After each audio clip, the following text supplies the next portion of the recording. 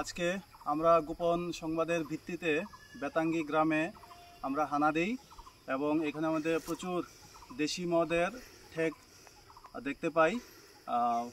অনেকগুলো বাড়িতেই ওরা নিজেদের বাড়িতে না, অ্যাকচুয়ালি এগুলো সরকারি জায়গার মধ্যে ওরা দেশি মদ বানানোর মোটামুটি কারখানা বানিয়ে রেখেছে, সেগুলোকে আমরা দেখতে পাই।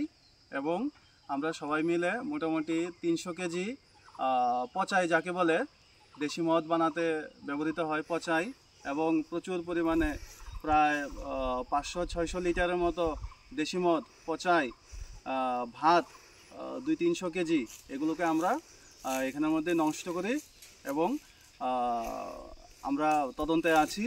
যারা এই অপরাধের সঙ্গে জড়িত ওদেরকে শীঘ্রই আইনের আওতায় আনা হবে।